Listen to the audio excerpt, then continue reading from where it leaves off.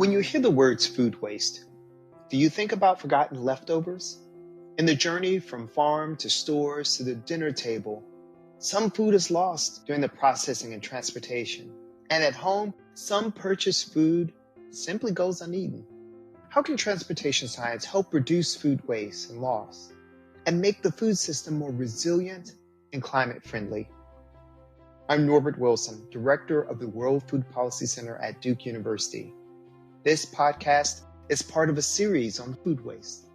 It is my great pleasure to welcome my co-host today, agricultural economist Brenna Ellison of Purdue University. Thank you, Norbert. I'm excited to introduce our two guests today that are going to help us explore this topic.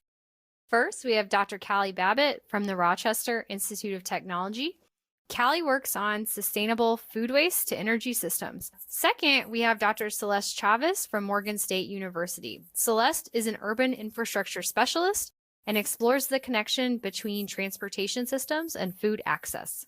Great. Thank you, Brenna. Welcome, Callie and Celeste. It is a real pleasure to have you. Both Brenna and I are agricultural economists. You folks are engineers. So we're curious, how did you come to begin working on food waste and loss? Callie, let's start with you first. Thanks, Norbert, and thanks so much for having me. I've been really fascinated by waste in general for a long time. Like, what makes certain products and certain things valuable to people so that they'll hang on to them, and what makes us throw away other things. And for a long time, I was studying sort of high-tech waste, like electronic waste, used lithium-ion batteries, old solar panels, or even plastics packaging. And one of the things that I learned from that is that there's so much resources and there's so much value still contained in the things that we traditionally think of as waste, whether it's gold in the circuit boards of those old cell phones, or it's the chemical energy that can be converted into fuel energy contained in the carbon bonds of plastics. But one of the challenges that I discovered in working with these different systems is that people don't really connect to them very immediately or very viscerally. When we discard something like a phone, it sort of goes away and we don't really see what happens. But I discovered that when people think about food, it's extremely visceral. That was, spinach that you bought at the grocery store with the best intention of eating. And it sort of hurts when you throw it away. It hurts your pocketbook as well as it makes you feel really guilty. And so I got into food waste, hoping to bring this perspective of value recovery and value retention to the food system, but doing so in such a way that really connects to people. And so looking for technologies and user-friendly solutions where we can, first of all, try to keep food from being discarded. But then if it is inevitably discarded, how can we use best engineering and technology practices to actually recover the energy, the water, the nutrients that are contained inside instead of sending those to landfill? You really are playing off the old idea of one man's or one person's trash is another person's treasures. I appreciate that. And you're right. Food does have this deep connection to us from a lot of different perspectives. We don't like, and we have been taught over and over again not to waste food. So I do appreciate how you were able to take what you've learned in other spaces to the food space. So thank you for coming into this conversation. I'd like to turn this over to Celeste. Your work began in areas around food access and now exploring food waste and loss. What interests you about this societal challenge? So I really fell into the field of food waste. So as you know, my background is in transportation, and I've always been really interested in the societal impacts of transportation. A lot of my work focuses on equity and accessibility metrics related to transportation. So I was working in the food access space before coming into food waste. I kind of first got interested in food access actually from a student of mine who, for their senior project, wanted to know which food insecurity or food desert metrics should they be looking at for their senior project. And we started looking at how different parts of Baltimore indicated different areas of food insecurity. And so that's really how I got interested into food. What has been the most interesting about food waste is that transportation is important to all aspects of the food supply chain, and just the scale of the problems can be so different. We can think on a worldwide scale, a national scale, regional and household level. For me, household level has always been, I think, the most interesting when it comes to food waste questions. I've always been very interested in choice and how people make choices, whether it be transportation or food purchasing habits, and also how those two work together. Thank you, Celeste, for that. And I would say the first time I thought about transportation and sort of wasted food or food loss was the challenge that food manufacturers have once a product leaves, especially something like a fresh vegetable or fruit leaves the farm. And if it starts to go bad, what are some alternatives to manage that potential loss as the product is being transported from the farm to the packing house and from the packing house to a food manufacturer or retailer? And that there are real challenges of actually redirecting product once it leaves the farm. So it's really exciting to hear how you think about that, not from the farm gate necessarily, but also to the final consumer. So thank you for the work that you're doing. Celeste, if we can continue with you, the work you have done focuses a lot on transportation and waste management. Can you tell us more about how your research has informed the ways that we need to think differently about wasted food as a household or a farming problem?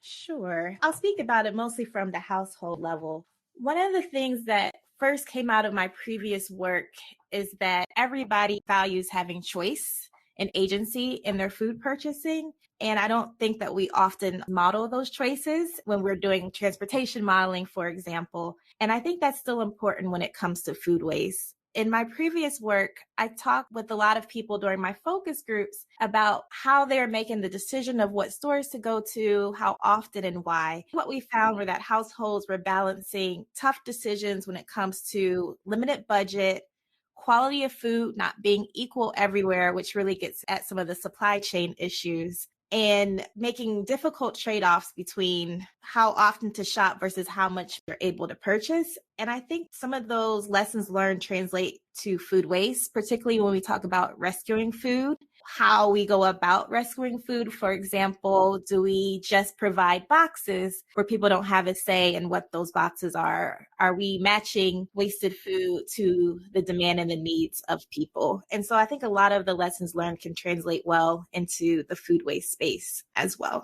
I really appreciate those perspectives, Celeste, and appreciate the agency discussion as well. Norbert and I actually have a recently published paper on the trade-offs households make between the frequency of grocery shopping and the food waste that they incur. And people definitely have pretty strong preferences for the amount of transportation they may put in going to and from the store in a given time period. Callie, shifting to you, is there anything you want to add related to this topic?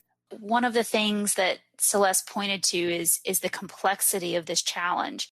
And while we may see quite a large percentage of food waste happening at the household, that waste is really magnified once we look all the way up the supply chain. And transportation plays a key role at every step of the process, not only in the transportation of food to the downstream markets, but then the collection, the transportation, the aggregation, and all of the choices that then these stakeholders make at a broader scale. So once, say, a grocery store or a restaurant decides to engage in food waste diversion and recycling behavior, then their transportation becomes a key part of that. Food's heavy, wet, and kind of stinky. And so it's a little bit of a unique challenge for transportation in that we both want to pick it up and transport it regularly to a place where it can be recycled, but that transportation can be really expensive. And so this is another challenge where it speaks to these broader questions about infrastructure, because then you have to start deciding, where can I put locations to site recycling, food waste to energy locations? How do I actually collect the food waste? From what places am I going around in my truck and picking it up? Where do I take it? And then how do I use the products that come out of that? Because once you've taken food waste and say you've put it through a composting process and you have the solid compost that comes out, or perhaps you put it in an anaerobic digester and you have bioenergy in the form of natural gas or electricity that comes out, all of those products then have to be transported back to places where they can be used. So transportation really does infuse the entire system, even if sometimes it means we're transporting things other than food itself.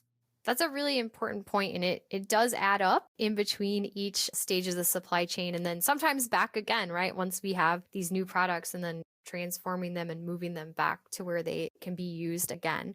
Celeste, if we can continue with you, what are some of the transportation challenges that contribute to wasted food?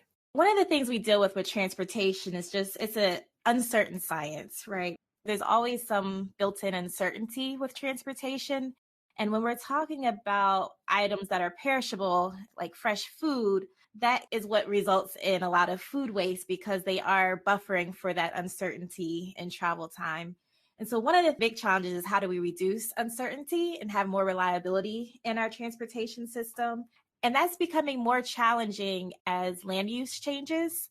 We're seeing farming being more consolidated, food is being produced further from where people live, as well as just our cities were decentralizing, which makes transportation even more difficult. And so some of the biggest challenges related to transportation really link to changes in land use patterns, as well as the production of food and how we can kind of bridge those gaps together with transportation.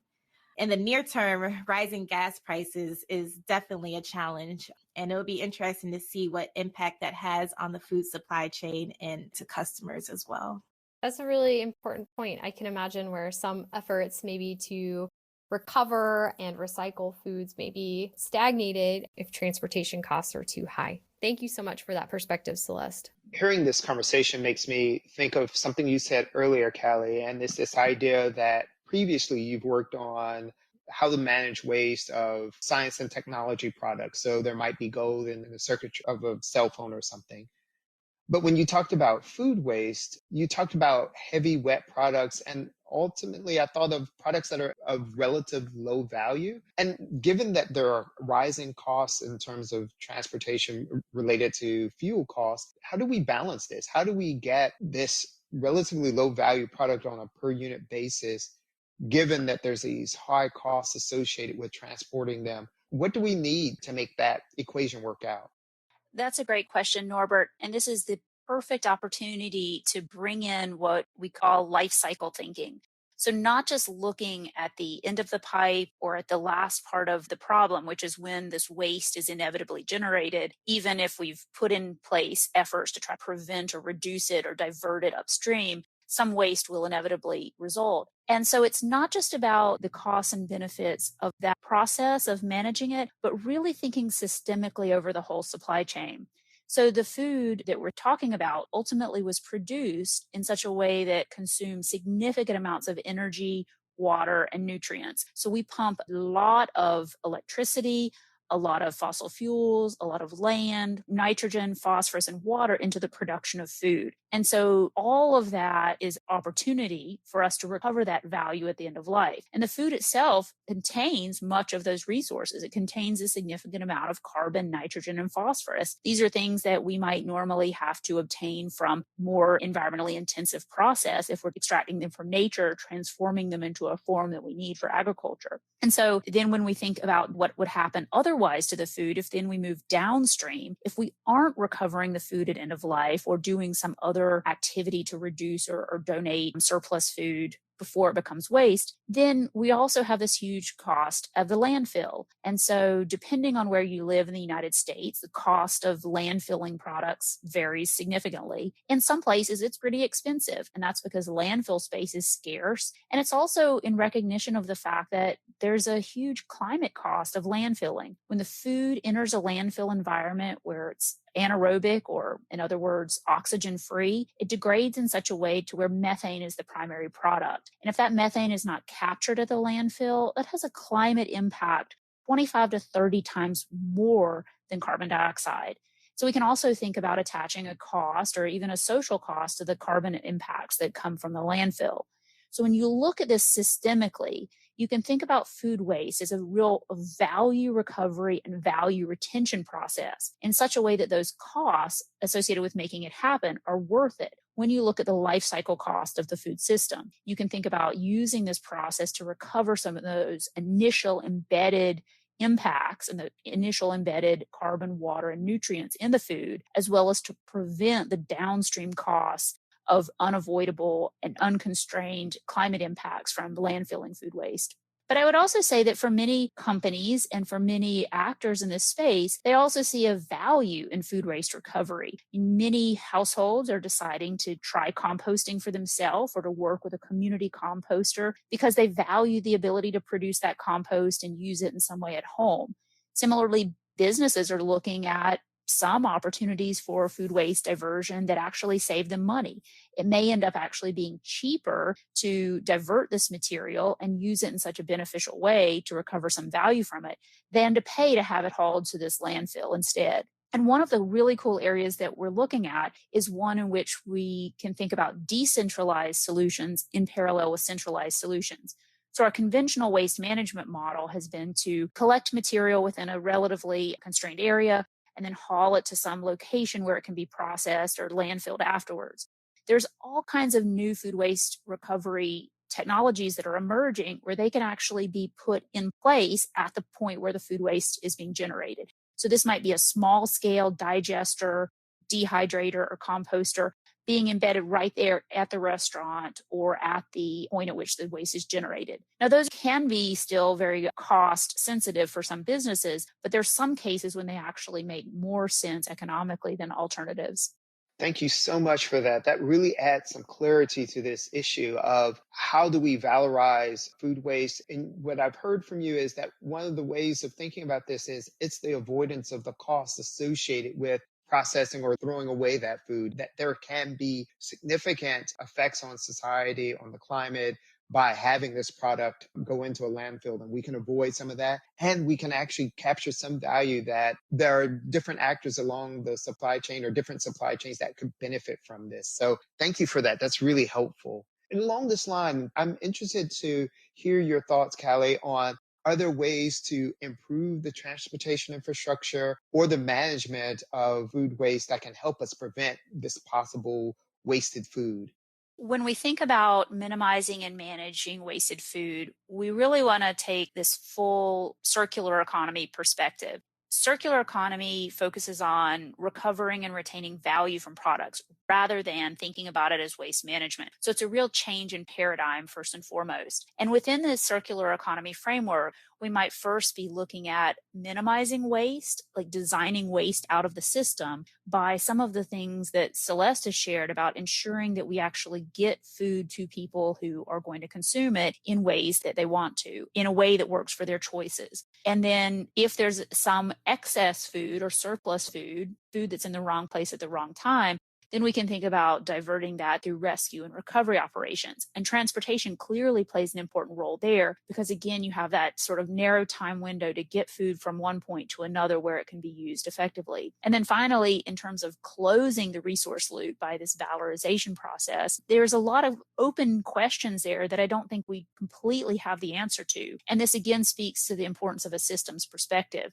So first and foremost, determining what the optimal strategies are for collecting waste. If I'm a food waste collection business, what company do I start with? Where do I pick up waste first? How do I optimize the training of the people who are employed and engaged in this activity? Because if food is not separated effectively at the source, and contamination like plastic packaging or other materials enter the food waste stream, that can really throw a wrench downstream when we try to recycle it. So there's some questions there about optimal methods for separation, segregation, and collection of the food waste. And then there's all these open questions about the siting and the scale of the technologies we would use to actually treat it. So I mentioned earlier this question between small scale decentralized and large scale centralized systems. Another thing to layer on that is then the optimization of the markets and the transportation and the siting of the product uses. So one of the most common and promising methods that we're looking at for food waste recycling from commercial, not necessarily households, but the upstream suppliers, is anaerobic digestion. Because in this case, we're taking that anaerobic environment with oxygen-free environment where the food degrades into methane. Methane is the primary constituent of the natural gas we use for heating and driving and other things in our energy system. So we can certainly take that energy and put it back into use if the food waste recycling facility is located near a transmission grid or near a pipeline where the compressed natural gas can be injected. But on the flip side, there's other products that come out of that, like a liquid digestate stream, which has some of those nitrogen and phosphorus nutrients still there. Now, this could be land applied on farm fields, but it's also really expensive to collect this liquid, transport it, and then apply it into different areas. And you have to be cognizant of the ecological impacts of applying this to land, especially if you're near freshwater resources that may already be vulnerable to agricultural pollution. And so I don't know that there's really a clear pathway of a one-size-fits-all recipe for setting out these food waste ecosystems. But what I think there is a lot of open questions about the best way to optimize this system in different regions and parts of the country, because everywhere has different sort of local infrastructure, ecological resources, and transportation available. And so that's one of the most exciting parts of researching this is trying to figure out the right solution at the right place. Wow, thank you for that. That's really helpful. And I'm grateful in particular for this idea of reframing our thoughts about waste management and how to think about that differently changes the way we actually approach these issues. And we're at the end of our time, but I wanted to raise this question to Celeste because, Kylie, I think you've addressed this to some degree, but feel free to jump in. How do we want to make sure we include the environmental impact in the work that we're doing in reframing waste management? Are there some important things that have been left out? Should we reconsider? I would love to hear your thoughts on this. When it comes to food waste, one of the things that really is important is that it's an interdisciplinary field. And so often I find as we talk about the role of transportation and food waste is that everybody recognizes that it's an important component of food waste, but often it's a separate conversation. And so listening to Callie in particular talk, she highlighted the importance of making sure that transportation is being included kind of as a decision variable in our models and that it's not just an afterthought as one of the costs associated with transporting food. When we really embed transportation into the decisions that we're making related to food waste, it naturally has a positive impact on the environment as well. One thing that I'm kind of curious about is the role of new transportation technologies in the future. So our field is evolving quite rapidly with the invention of like autonomous and connected vehicles, drone deliveries, and things like that. And I think in the future, there may be some place for research to look at what some of these new technologies can do in the field of food waste. Thank you, Celeste. And I was wondering when drones were going to enter into the conversation. On that note, I think it's a good time to wrap up. And I'm really appreciative of both you, Celeste, and Callie. Thank you so much for joining us. Our guests today are Callie Babbitt from the Rochester Institute of Technology and Celeste Chavez from Morgan State University. This podcast is co-sponsored by the Recipes Food Waste Research Network Project, led by American University and funded by the National Science Foundation. And thank you for listening. If you would like to subscribe to the Leading Voices in Food podcast series, you can find it on Apple Podcasts, Google Podcasts, and your favorite podcast app. Podcasts and transcripts are also available on the web of the Duke World Food Policy Center. This is Norbert Wilson with Brenna Ellison. Thank you.